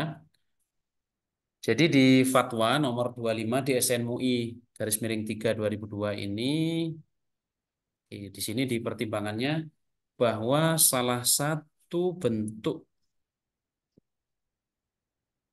jasa pelayanan keuangan yang menjadi kebutuhan masyarakat adalah pinjaman dengan menggadaikan barang sebagai jaminan hutang gitu ya. Jadi intinya adalah gadai itu adalah tadi menjaminkan sesuatu tadi ya. Jadi marhun atau farihanum maqbudoh sesuai dengan Al-Baqarah ayat 283 tadi, itu adalah sebagai jaminan hutang. Oke. Kemudian bahwa LKS, Lembaga Keuangan Syariah, perlu merespon kebutuhan masyarakat tersebut dalam berbagai produknya. Oke. Jadi sudah saya sampaikan kawan-kawan berulang-ulang bahwa MUI mengeluarkan fatwanya itu adalah merespon kondisi sosial yang kemudian terjadi di masyarakat begitu ya. Makanya di sini dikatakan bahwa LKS perlu merespon kebutuhan masyarakat tersebut dalam berbagai produknya supaya tetap sesuai dengan prinsip-prinsip dan koridor syariah. Oke, bahwa agar cara tersebut dilakukan sesuai dengan prinsip syariah, DSN memandang perlu menetapkan fatwa untuk dijadikan pedoman tentang rohen, yaitu menahan barang sebagai jaminan atas utang. Oke. Di sini yang dikutip firman Allah Ta'ala ya, tadi yang sudah saya sampaikan kawan-kawan semua. Wa in kuntum ala safari walam tajidu katiban farihanum maqbudoh. Dan apabila kamu sekalian dalam perjalanan, sedang kamu tidak memperoleh seorang juru tulis, maka hendaklah ada barang tanggungan yang dipegang. Oke. Ayat ini, teman-teman semua, secara spesifik bicara tentang kondisi ketika seseorang berada dalam safar atau perjalanan. Tetapi ulama kemudian sepakat bahwa yang namanya gadai-menggadai itu not only dalam safar atau perjalanan, dalam keadaan sedang berada di satu tempat untuk waktu yang lama alias mukim juga nggak ada masalah, gitu ya. Jadi tidak harus ketika berada di perjalanan. Oke. Kemudian, lanjut. Ya. Kemudian yang berikutnya, teman-teman semua ya, di sini ada hadis Nabi yang diriwayatkan oleh Imam Al-Bukhari dan Muslim dari Aisyah radhiyallahu anha. Nabi Shallallahu alaihi wasallam bersabda, "Anna Rasulullah Shallallahu alaihi wasallam ishtara ta'aman min Yahudiyyin ila ajalin wa rahanahu dir'an atau dir'am min hadid." Oke, jadi ini clear contohnya dari Rasulullah Shallallahu alaihi wasallam. Sesungguhnya Rasulullah Shallallahu alaihi wasallam pernah membeli makanan dengan berhutang dari seorang Yahudi dan Nabi menggadaikan sebuah baju besi kepadanya. Jadi jaminannya itu adalah baju besi kepada Yahudi tadi, di mana Rasulullah kemudian membeli makanan dengan berhutang. Setelah Rasulullah mengembalikan hutang tersebut, maka otomatis baju besi itu akan kembali kepada Rasulullah. Jadi baju besi itu sebagai penjamin bahwa Rasulullah nanti akan mengembalikan hutang tersebut. Dan manakala tidak dikembalikan sesuai dengan akad atau perjanjian atau kemudian kesepakatan di awal, ya maka baju besi tersebut bisa dilelang atau dijual sebagai kompensasi untuk melunasi hutang tersebut. Kemudian hadis lain riwayat Syafi'i, Daruqutni dan Ibnu Majah dari Abu Hurairah, la yaghlaqur rahnu min sahibihi alladhi rahanahu lahu hunmuhu wa alaihi hurmuh. Jadi tidak terlepas kepemilikan barang gadai dari pemilik yang menggadaikannya. Ia memperoleh manfaat dan menanggung resikonya. Oke, jadi artinya sesuatu yang digadaikan itu tetap milik yang menggadaikan begitu ya. Bukan beralih kepemilikannya, tetap milik dia, makanya tidak bisa dimanfaatkan. Dan kalaupun nanti harus dilelang itu harus sesuai dengan prinsip syariah tadi ya. Sebagaimana yang sudah kita bahas bersama, karena memang prinsipnya itu adalah milik milik yang menggadaikan atau miliknya rohin. Oke. Hadis Nabi riwayat jamaah kecuali Muslim dan An-Nasai. Nabi Shallallahu alaihi wasallam bersabda, "Adh-dhuhru yurkabu binafaqatihi idza kana marhunan. Wa labanud darri yushrabu binafaqatihi idza kana marhunan wa 'alal ladzi yarkabu wa yashrabu an-nafaqah." Jadi, tunggangan kendaraan yang digadaikan boleh dinaiki dengan menanggung biayanya. Dan binatang ternak yang digadaikan dapat diperah susunya dengan menanggung biayanya. Orang yang menggunakan kendaraan dan memerah susu tersebut wajib menanggung biaya perawatan dan pemeliharaan. Jadi dia limitatif ya, artinya teman-teman ya, kalaupun orang menggadaikan kendaraan, kemudian kok dipakai, ya berarti harus harus menanggung dia biaya perawatannya, bensinnya, olinya dan lain sebagainya. Kemudian kalau yang digadaikan itu adalah binatang ternak, yang digadaikan dapat diperah susunya, tapi sebagai kompensasinya ya berarti harus diberikan makanan yang cukup. Kemudian kalau dia ada suplemen lain ya berarti harus dicukupi gitu ya sebagai kompensasinya. Makanya orang yang menggunakan kendaraan dan memerah susu tersebut wajib menanggung biaya perawatan dan pemeliharaan. Jadi dia yang menanggung, tapi kemudian dia mendapatkan ya manfaat yang terbatas tadi ya, teman-teman semua. Oke, kita lanjut. Para ulama sepakat membolehkan akad rohan. Ya, ini sebagaimana yang ditulis oleh Wahba Az-Zuhaili dalam kitabnya Al-Fiqhu Al-Islami wa Adillatuh.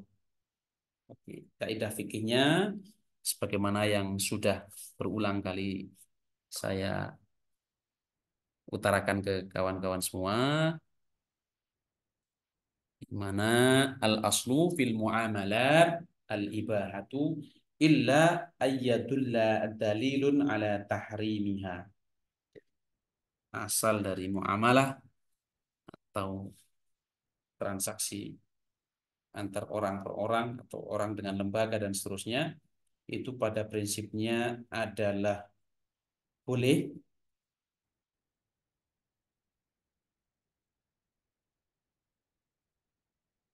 sepanjang kemudian tidak ada dalil yang mengharamkannya. Atau kalau bahasa di fatwa ini, pada dasarnya segala bentuk muamalat boleh dilakukan kecuali ada dalil yang mengharamkannya.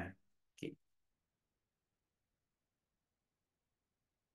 Kemudian ini yang saya kutip dalam kuis Kahoot tadi ya, teman-teman ya.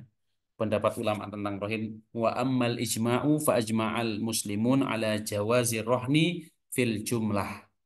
Mengenai dalil ijma, umat Islam sepakat atau ijma antar ulama bahwa secara garis besar akad rohan atau gadai atau penjaminan utang itu diperbolehkan ini jawaz. Jadi boleh itu bisa al-ibahah, bisa jawaz gitu ya. Jawaz ini berarti boleh.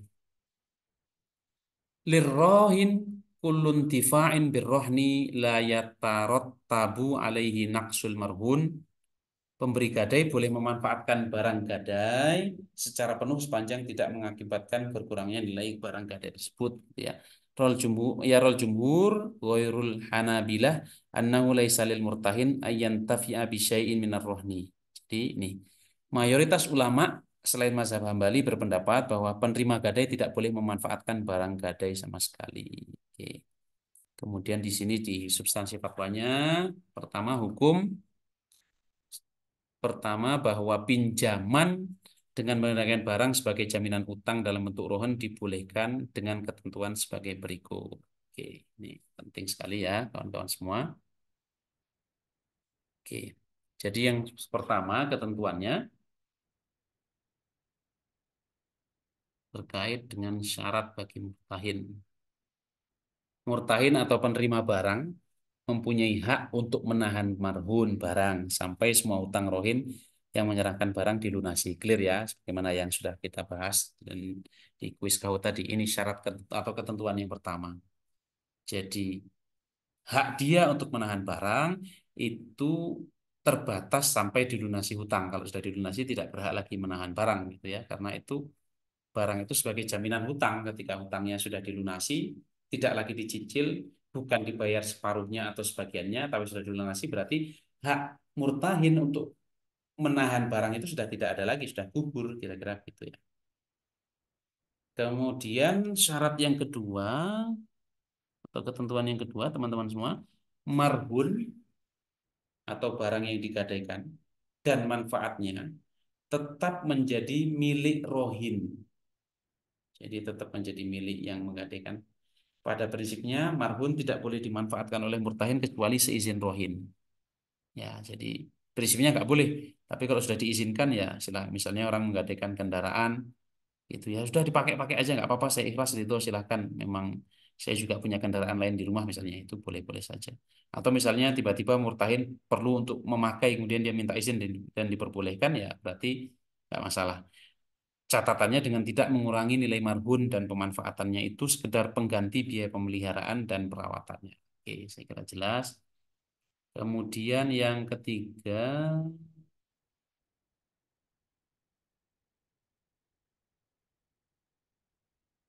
pemeliharaan dan penyimpanan marhun pada dasarnya menjadi kewajiban rohin.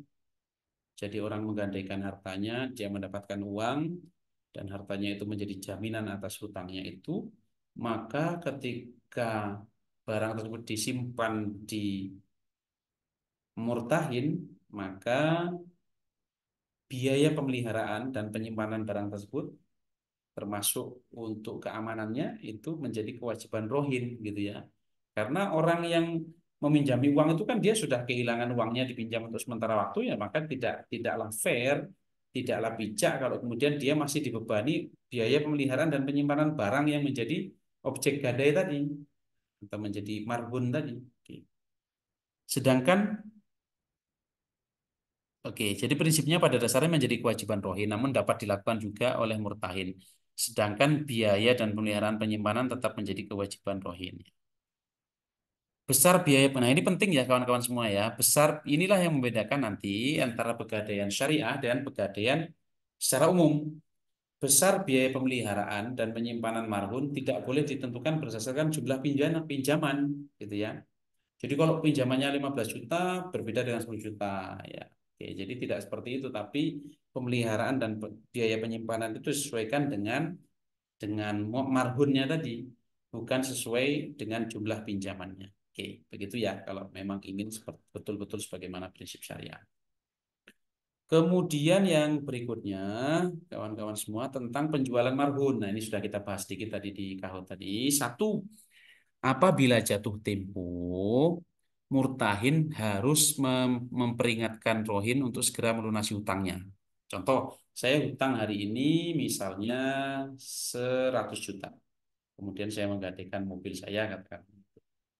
Kemudian saya minta waktu 5 bulan. Menjelang 5 bulan, atau pas di 5 bulan itu berarti murtahin nanti mengingatkan rohin untuk segera melunasi hutangnya. Kalau rohinnya bagus atau orang yang minjam uang dan menggadaikan barangnya paham ya, sebisa mungkin sebelum jatuh tempo sudah dilunasi begitu ya, yang kemudian dia bisa mengambil objek gadai atau marhunnya gitu ya. Tapi kalau kemudian tidak, maka murtahin yang berkewajiban untuk memperingatkan rohin untuk segera melunasi hutangnya. Nah, kemudian kawan-kawan semua, apabila rohin atau yang menggadaikan barangnya tadi tetap tidak dapat melunasi hutangnya, maka marhun dijual paksa atau dieksekusi melalui lelang sesuai syariat. Jadi, lelang atau eksekusi atau dijual paksa tadi tahapan berikutnya setelah murtahin memperingatkan rohin gitu ya. Jadi tidak boleh tiba-tiba langsung dilelang begitu ya, diperingatkan dulu. Oke. Setelah diperingatkan ternyata tidak diindahkan karena satu lain hal, atau misalnya rohinnya juga setuju untuk dilelang sajalah karena saya juga sudah tidak mampu untuk melunasi misalnya, baru dilakukan proses jual paksa atau eksekusi. Hasil penjualan marhun digunakan untuk melunasi utang, biaya pemeliharaan dan penyimpanan yang belum dibayar, serta biaya penjualan. Karena tentu saja untuk menjual itu juga butuh biaya ya, perlu agent, perlu yang menawarkan barang, dan seterusnya. Oke. Nah ini yang masuk di kuis kita tadi, kawan-kawan, di poin D. Kelebihan hasil penjualan menjadi milik rohin. Jadi, kalau utangnya 100 juta, dijual 110 juta, berarti 10 jutanya kembali ke rohin. Setelah dikurangi biaya pemeliharaan dan biaya penjualan ya tentu saja ya, misalnya bersihnya tinggal 5 juta ya, 5 juta itu tetap menjadi miliknya rohin, dan kekurangannya menjadi kewajiban rohin. Utangnya 100 juta, mobilnya dijual hanya 95 juta, belum dikurangi dengan biaya perawatan dan biaya penjualan, misalnya tinggal 90 juta bersihnya, berarti rohin tetap berkewajiban untuk menanggung kekurangannya. Utangnya 100, kemudian hasil penjualan bersihnya dikurangi biaya perawatan dan penjualan tadi 90 juta, berarti murtahin hanya dapat uang 90 juta, sementara dia dulu mengeluarkan uang 100 juta. Berarti sisanya 100 dikurangi 90, yang 10 juta itu tetap menjadi kewajiban rohin untuk melunasinya. Oke. Baik, jadi itu seputar gadai ya kawan-kawan semua, nanti bisa dipelajari, dibahas, dianalisis, digali lebih jauh lagi. Dan di ketentuan penutup, kawan-kawan semua, tadi juga sudah saya sampaikan di kuis KO tadi, jika salah satu pihak tidak menunaikan kewajibannya atau jika terjadi perselisihan di antara kedua belah pihak atau istilah lainnya itu beda pendapat atau sengketa, maka penyelesaiannya dilakukan melalui Badan Arbitrase Syariah. Sebetulnya lengkapnya itu Basarnas ya, Badan Arbitrase Syariah Nasional. Setelah tidak terjadi kesepakatan melalui musyawarah. Jadi intinya, prinsipnya, musyawarah itulah yang kemudian harus dikedepankan terlebih dahulu. Jadi kalau musyawarah juga tidak terjadi perdamaian dalam musyawarah atau tetap deadlock atau kemudian buntu jalannya, maka barulah diselesaikan melalui Badan Arbitrase Syariah Nasional yang barangkali teman-teman juga sudah pelajari di mata kuliah lain. Jadi nanti memilih arbiter ya, yang menyelesaikan permasalahan mereka itu dan apapun yang diputuskannya berarti mengikat dan harus dilaksanakan oleh kedua belah pihak. Oke, jadi itu secara umum tentang fatwa gadai.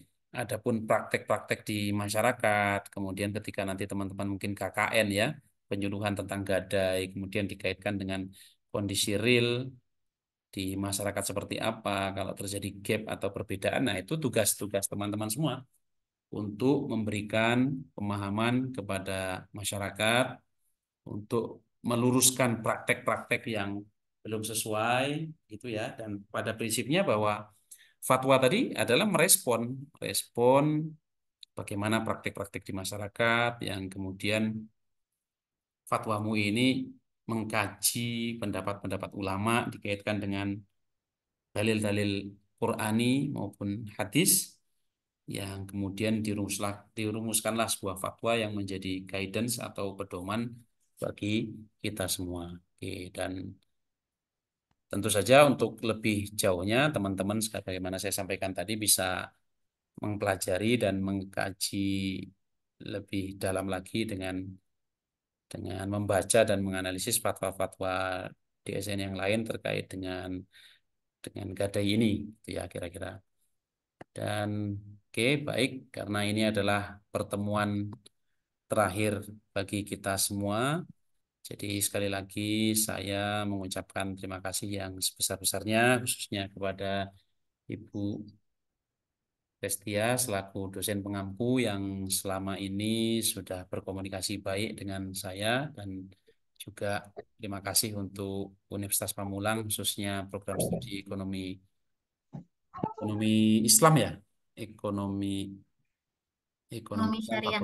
ekonomi syariah ya, ekonomi syariah Fakultas Agama Islam.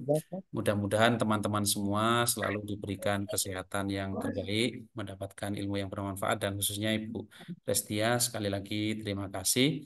Mudah-mudahan kerjasama yang baik ini bisa berlanjut ya di kesempatan-kesempatan berikutnya Ibu, dan mudah-mudahan juga saya berkesempatan nanti untuk melihat langsung Universitas Iya Pak, Pamulang. ditunggu Bapak. Mudah-mudahan pembukaan selanjutnya masih bisa berkolaborasi.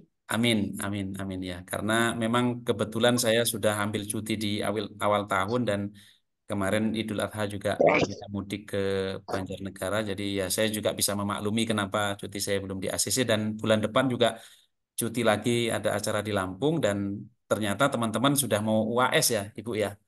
Awal mulai Minggu depan udah UAS Pak. ya sudah UAS ya, minggu depan sudah UAS, jadi ya belum belum rezeki intinya itu.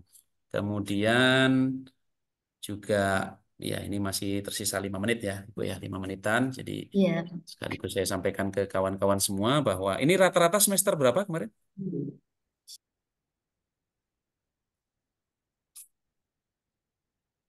Teman-teman ini semester berapa ini rata-rata? Semester 4 semua, Pak. Oh ya, semuanya semester 4 ya. Berarti teman-teman ini ibarat perjalanan ini sudah separuh perjalanan ya. Saya doakan teman-teman bisa selalu semangat begitu ya untuk melanjutkan perkuliahannya, sehingga ya, barangkali sudah pernah saya sampaikan ya, diusahakan ya bisa lulus tepat waktu lah ya, bukan di waktu yang tepat ya. Jadi kalau tepat waktu itu berarti sesuai dengan prinsip syariah. Tapi kalau di waktu yang tepat itu berarti sesuai dengan keinginan tadi, keinginan murtahin atau rohin tadi ya. Oke, jadi supaya ya prodi teman-teman juga bisa bisa apa mendapatkan manfaatnya ya, karena yang saya tahu di akreditasi itu kalau banyak yang lulus tepat waktu juga akan baik nilainya, dan supaya teman-teman juga bisa bisa melanjutkan jenjang akademiknya begitu ya. Kalau misalnya mau berkarir ya semoga dimudahkan, yang mau melanjutkan ke jenjang yang lebih tinggi lagi ya itu harapan kita semua begitu ya, karena yang namanya ilmu itu kan selalu berkembang, jadi harus digali lebih banyak lagi, dipelajari lebih jauh lagi.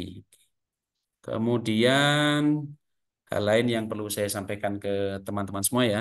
Jadi kita semuanya memahami bahwa di dunia ini sebetulnya tidak ada yang kebetulan ya. Jadi saya yakin pertemuan kita ini adalah karena skenario besarnya Allah Ta'ala, yang kita bertemu saat ini yang tidak menutup kemungkinan nanti akan bertemu kembali di tempat yang lain, di situasi yang lain begitu ya. Dan kemudian saya perlu sampaikan juga ke kawan-kawan semua ya. Jadi seperti tahun ini itu Kementerian Agama membuka formasi pegawai itu dapat jatah dari pemerintah itu sekitar 110.000 formasi ya. Dan itu pastinya ke depan juga akan sama karena juga kebutuhan pegawai kita luar biasa. Jadi banyak yang pensiun, kemudian pensiun itu macam-macam ya. Ada yang sebelum waktunya pensiun tapi karena ya usianya sudah selesai ya juga itu pensiun juga dan seterusnya. Jadi ini peluang bagi kawan-kawan. Dan pada akhirnya juga semuanya itu adalah pilihan bagi teman-teman yang memang fokusnya di bidang akademik ya berarti nanti dilanjutkan banyak ikut seminar, banyak membaca, banyak menulis dan lain sebagainya. Bagi yang mau berwirausaha ya tidak ada keharusan berwirausaha itu harus lulus kuliah kan, bisa sambil jalan gitu ya, simultan saja begitu. Dan yang lain-lain juga demikian, yang misalnya mau berkarir di kampung halamannya, mau meneruskan pesantrennya orang tua dan lain sebagainya, saya kira semua itu adalah baik gitu ya. Karena pada akhirnya kita semuanya sedang berbagi peran, tidak mungkin semuanya menjadi dosen begitu, dan tidak mungkin semuanya menjadi hakim seperti kami di pengadilan agama, ya harus berbagi peran sesuai dengan bidangnya masing-masing.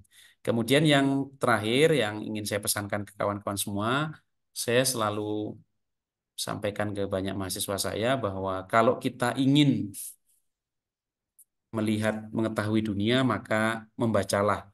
Kalau kita ingin diketahui oleh dunia, maka menulislah. Nah, jadi teman-teman semua, selain kita juga harus banyak membaca, banyak diskusi ya. Kalau memang memiliki kesempatan, ya manfaatkan waktu yang tersedia, gunakan kemampuan teman-teman juga untuk menulis. Kalau kita membaca berarti kita sedang membuka jendela dunia untuk mengetahui dunia lebih luas lagi, untuk membuka cakrawala baru. Tetapi kalau kita ingin berbagi, share lebih banyak, berarti kita harus memanfaatkan waktu yang kita miliki itu untuk menulis. Karena dengan menulis itu berarti nanti pikiran, kemudian hal-hal baik yang teman-teman miliki bisa menginspirasi dan memotivasi banyak orang gitu ya. Dan sekarang platform menulis itu ya bisa banyak ya, bisa media sosial, bisa blog dan lain sebagainya, yang dengan teman-teman menulis itu juga sebetulnya efek baiknya apa? Ketika nanti teman-teman sudah menjadi orang ya bahasanya sudah sukses, itu kita bisa melihat bagaimana perjalanan pemikiran kita dulu ketika usia 20 tahun seperti apa, ketika sudah 25 tahun, 30 tahun dan seterusnya, tentu saja ada perbedaan, ada change di situ yang kemudian ya itu menjadi record yang baik bagi kita. Oke. Saya kira itu, sekali lagi terima kasih Bu Restia dan kawan-kawan semua. Banyak salah khilaf dari saya mohon maaf yang sebesar-besarnya. Kalau ada yang benar semata-mata itu adalah karena anugerah dari Allah Ta'ala, dan kalau ada kurang-kurangnya itu adalah dari saya pribadi. Mudah-mudahan teman-teman selalu sehat dan Allah memberikan rahmatnya senantiasa kepada kita semua. Saya kembalikan ke Bu Resti. Amin, amin. Terima kasih Pak Samsul. Izin bertanya Ya. Pak, ini anak ekonomi syariah untuk peluang karir jadi hakim bisa nggak Pak? Kalau ekonomi syariah ini berarti gelarnya, Nah, tapi gelarnya nanti apa SE sepertinya Pak, sarjana oh ekonomi. ya, memang kalau untuk hakim itu izin Ibu, memang gelarnya harus SH atau LC ya. Tapi Oh, kalau kalau untuk berkarir di pengadilan memungkinkan kan nanti kami di pengadilan itu ada bagian kesekretariatan ya. Jadi oh kalau bisa ya. bagian kesekretariatan itu banyak yang gelarnya SE gitu ya, banyak. Jadi dan sebetulnya plus minus. Kalau kami hakim itu kan random banget ya.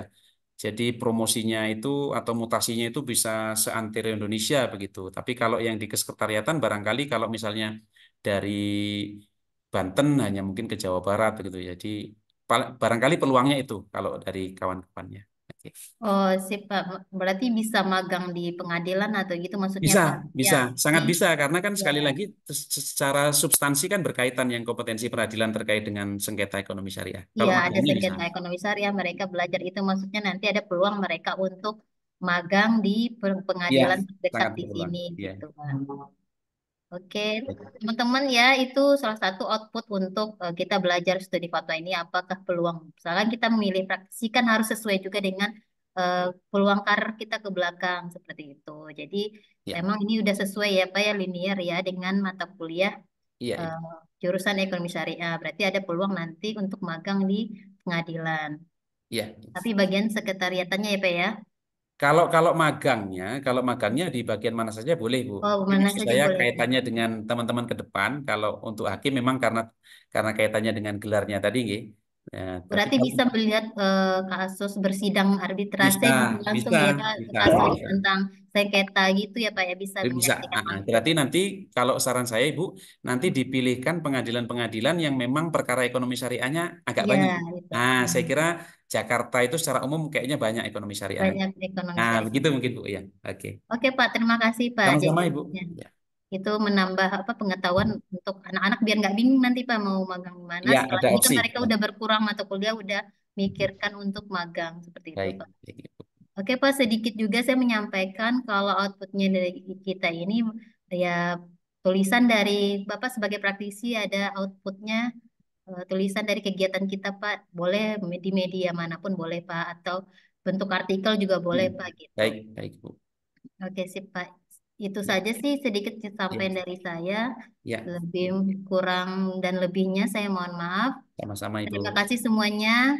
Semoga kita bisa sama Pak Samsul bisa ketemu lagi Amin, amin, amin, untuk amin. semester kedepannya. Oke, silakan kalau ada lagi yang mau bertanya silakan sebelum kita ambil absen terakhir. Ya, Cukup ya? sepertinya sudah mau istirahat juga teman-teman itu. Ya. Oke, kameranya boleh diaktifkan semua silakan. Oke. Siti Nur Anggita, Jafar mana nih belum? Haikal, ini Oke, saya hitung dari tiga mundur ya, hitung mundur ya. Tiga, dua, satu. Satu lagi. Tiga, dua, satu. mau nanya Pak YouTube. Bentar, satu lagi ya. Yang ambil secara keseluruhan. Tiga, dua, satu. Ya. Baik, sekian pertemuan terakhir dari kita hari ini. Tapi bukan, ini pertemuan pembelajaran ya, tapi bukan lainnya. Nanti semester depan ketemu lagi, insya Allah Amin, sama amin. saya otomatis. Sekian dari saya. Kita tutup, Pak. Boleh, Pak? Ya, Kembali ke baik. Pak Samsul. Baik, kita tutup dengan bacaan hamdalah. Alhamdulillah Rabbil Alamin. Demikian, Assalamualaikum warahmatullahi wabarakatuh. Waalaikumsalam Waalaikumsalam warahmatullahi Ya, wabarakatuh. warahmatullahi baik Ibu. wabarakatuh. Selamat istirahat Ibu dan semuanya. Ya. Baik.